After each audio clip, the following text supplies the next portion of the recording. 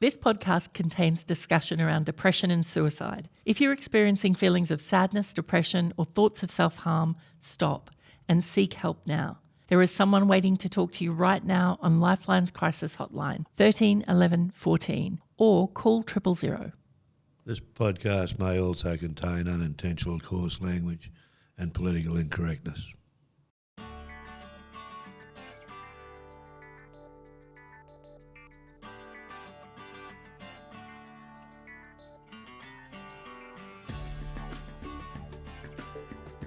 Welcome to episode 4 of season 3 of You Wouldn't Be Dead for Quids. Now, in this series, we're taking a closer look at the work of Dr. Kelly Turner and her book, Radical Remission, Surviving Cancer Against All Odds. We're doing this with Graham Cotter, who is not only a Schitt's Creek tour guide, but a Radical Remission coach who has studied with Dr. Kelly Turner's Radical Remission project and joins a dedicated group of coaches who are assisting people to put those 10 common factors into practice. I'm Ruth Geis, and this is Graham Cotter. How are you doing, Graham? Wouldn't be dead for quids, Ruth. Always great to hear. Now, today we're briefly going to cover off on another few of the 10 common factors of radical remission survivors, being diet, supplements, and exercise. But before we do that, Graham, I just want to say how much of a wake-up call the first 3 episodes of this series have been. And while a cancer diagnosis brings these factors into really sharp focus, I mean, everyone, absolutely everyone can benefit from taking a look at these factors for a healthier, happier life. And so far we've covered having strong reasons for living, listening to your intuition, and empowering yourself. And in this episode, we're looking at diet, herbs and supplements, and exercise. So, Graham, let's start with diet. Ruth, diet, we are what we eat, basically, and what we eat can impact directly on how we feel. And in my case, with my cancer issue with the bowel cancer, was in my late 30s. I was told that I was probably a high risk candidate to be gluten intolerant, a celiac. So I chose to ignore the specialist and kept eating pies and drinking beer and all the rest of it. And, of course you did. Yeah. So eventually I got rolled with bowel cancer in my mid-40s, and he did say to me at the time when he said, you know, people that are gluten intolerant are high risk candidates for bowel cancer, and that's exactly what happened to me. So I guess diet is a critical component of where you are on this cancer journey. If you're being diagnosed, then it's something that I think in every case that Dr. Kelly investigated, one of the first things that just about everyone did was change their diet in some shape, manner or form.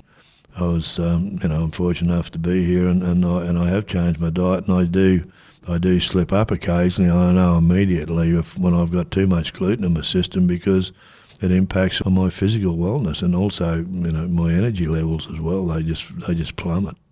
Wow. And I guess being able to listen to your body and know that how much better it feels when you're having something or not having something. Yeah. But, I mean, many of us ignore that.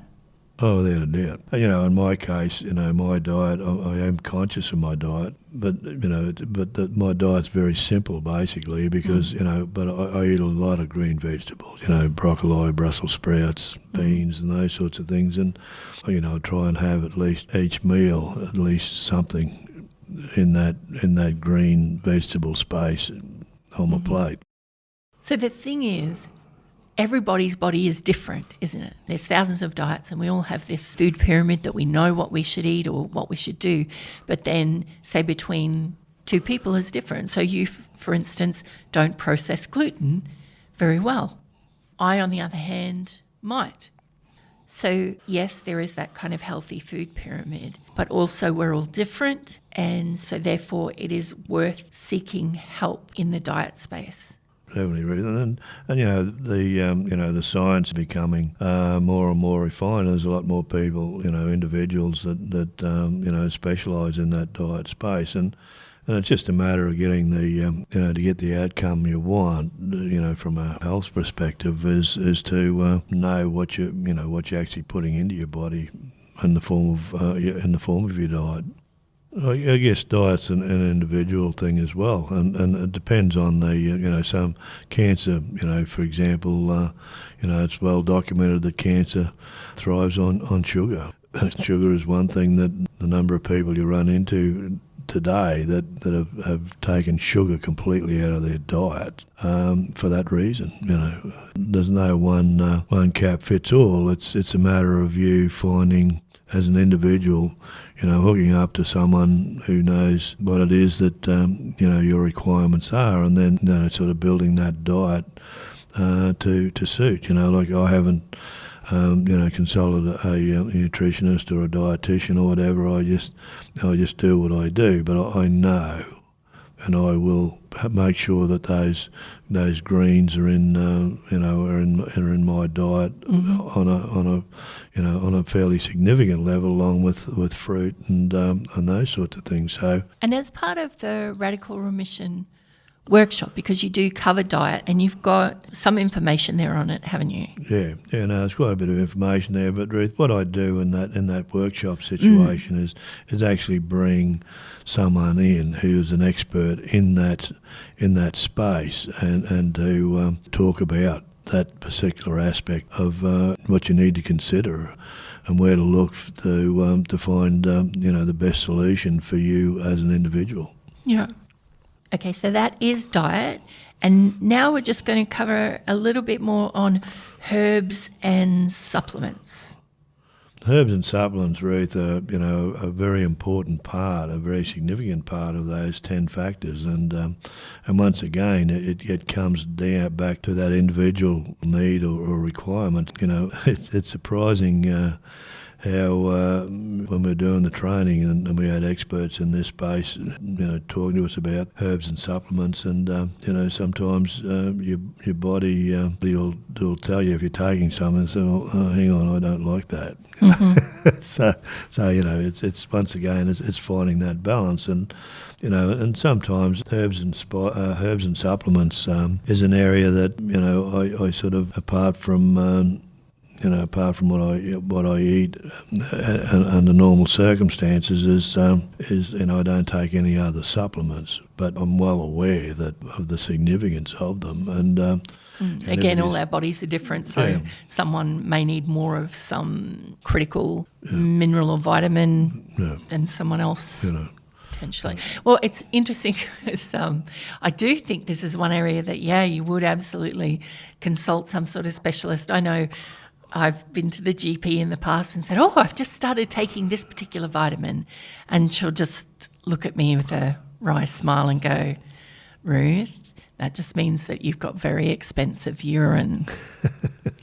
And I look at that and go, oh, well, are all vitamins rubbish? Or, is it all just chemical companies or drug companies, etc.? But that's not the case.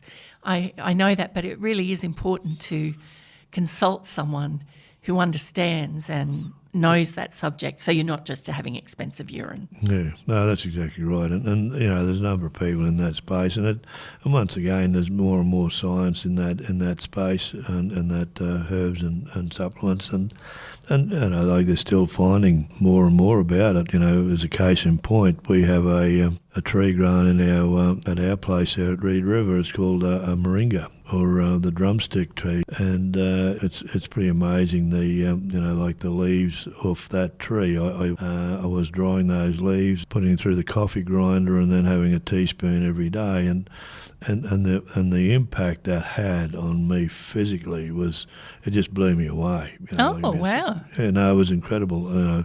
At the time I was driving the truck, doing big Ks, like Townsville to Mount Isa, nearly 900 Ks or whatever, and I struggled with it. And then I started taking this moringa.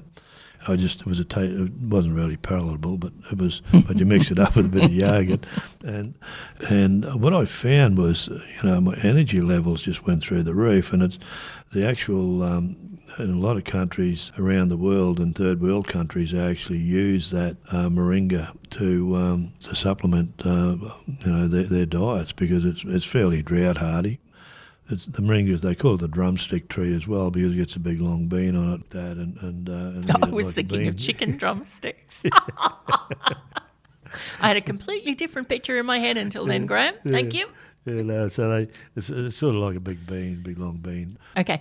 Now, just to be clear, we're not recommending that you go out and find the drumstick tree. We are not recommending that at all. No. You should not take anything before you actually consult your GP, your doctor, your specialist, etc.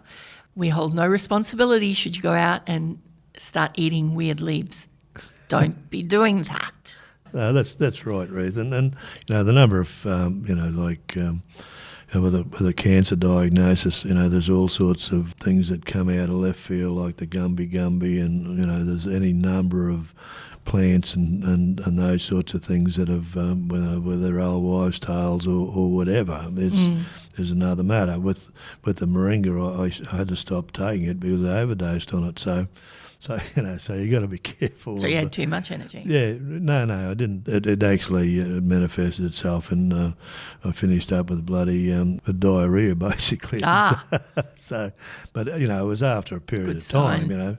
It was after a period of time, about 9 months actually. But I still look at it, and the tree's still there. I actually feed it to the goats, and they love it. Like the goats absolutely go ballistic over it, and they.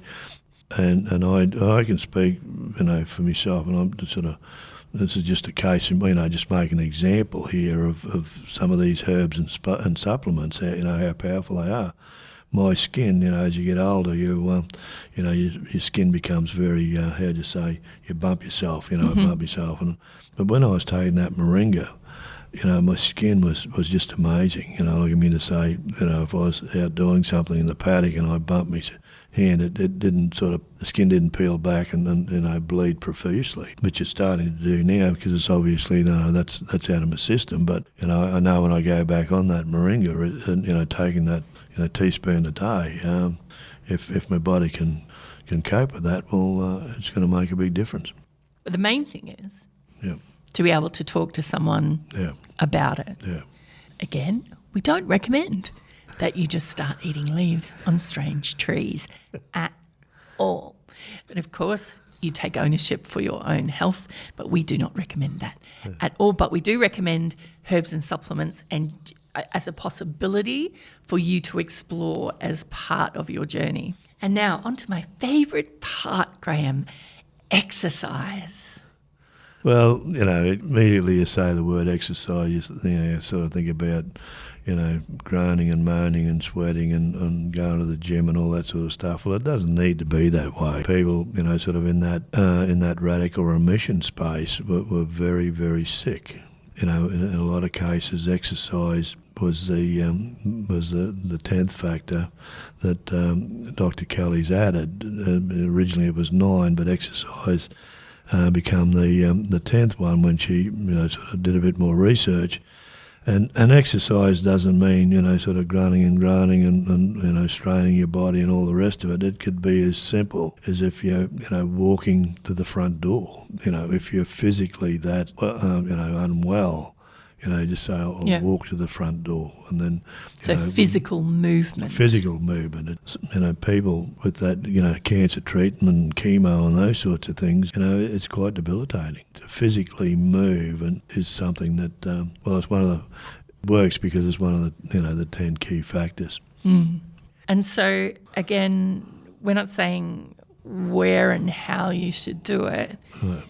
That is something for your medical team. Yeah. And for your, getting someone on your team who really understands movement and can work in where you are physically at the moment and how you can add more exercise to your day to be able to do what you can handle.